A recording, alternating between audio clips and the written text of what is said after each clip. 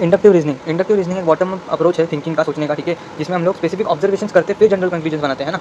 Unlike deductive reasoning में truth हमको guaranteed होता है ना, अगर प्रीमाइसेस सही रहेंगे तो हमारा कंक्लूजन सही रहेगा। लेकिन इंडक्टिव रीजनिंग में वैसा नहीं होता।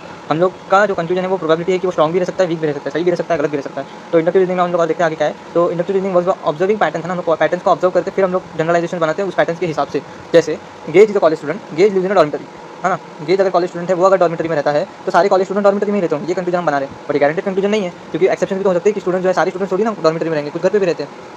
तो की फीचर्स ऑफ इंडक्टिव रीजनिंग क्या है, वो स्पेसिफिक जनरल ऑब्जर्वेशंस करता है, ठीक है, पैटर्न्स को मतलब देख के, और फिर हाइपोथेसिस तक जाता है। कंक्लूजन जो है वो प्रोबेबल होते हैं, मतलब कि शायद में होते हैं ना, सर्टेन नहीं होते हमेशा कि सही रहेंगे। There is always the chance of being wrong, है ना, हमेशा गलत हो सकते हैं, मतलब बहुत बार, ठीक है।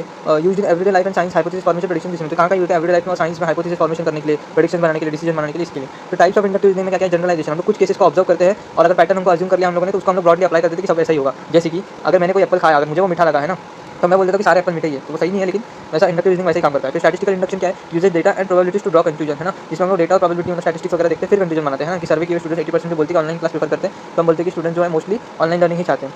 फिर कॉजल रीजनिंग क्या है, identifying cause and effect relationship, हम कॉज और इफेक्ट देखते हैं। तो it rain after I wash my car, है ना, कि मैंने जब कार धोई तो बारिश हुई, तो may be washing my car causes rain, तो मतलब कि मेरा गाड़ी धोने से बारिश होती है। ये हम लोग ऐसा कॉज एंड इफेक्ट रिलेशनशिप देखते हैं, लेकिन ये को रिलेशन है ना, मतलब ऐसा जरूरी नहीं है कि जो को रिलेशन है वो कॉजेशन हो, ठीक है।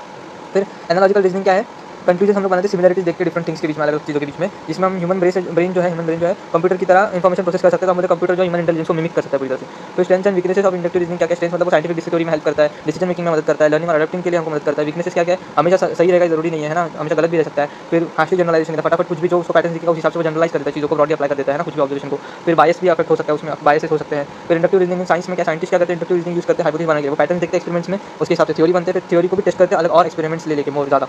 फिर उसके बाद वो कंक्लूजन बनाते हैं ताकि वो जनरलाइज ना हो, मतलब केयरफुली टेस्ट करते हैं उसको, है ना, कि इनकरेक्ट जनरलाइजेशन ना हो। फिर रियल लाइफ एप्लीकेशन और इंडक्टिव रीजनिंग में क्या है, बिजनेस एंड मार्केटिंग में कस्टमर का बिहेवियर से हम लोग प्रेडिक्ट करते हैं फ्यूचर ट्रेंड क्या होंगे। मेडिसिन में हम लोग क्या देखते हैं कि हम लोग डिसीज को डायग्नोसिस किसके बेस पे करते हैं, सिम्टम्स और मेडिकल हिस्ट्री के हिसाब से। वेदर फोरकास्टिंग में हम लोग क्या करते हैं, पहले कैसे पास्ट वेदर पैटर्न्स रहे उसके हिसाब से हम बारिश होगी कि नहीं वो प्रेडिक्ट करते हैं। एजुकेशन में हम लोग क्या कर सकते हैं कि लर्निंग स्टाइल्स को हम लोग आइडेंटिफाई करते हैं कि स्टूडेंट का परफॉर्मेंस कैसा है उसके हिसाब से, ठीक है। सुन कीजिए, तो आपको ये सारे नोट्स माइंड फॉर्मेट में मिल जाएंगे और मैंने इसमें क्लिक नहीं हो रहा है, मैंने सेंड फोर्स का वीडियो नीचे डिस्क्रिप्शन में दिया हुआ है, ठीक है। और आप वीडियो अच्छी लगी लाइक कीजिएगा, कमेंट कीजिएगा, शेयर कीजिएगा, सब्सक्राइब कीजिएगा, थैंक यू।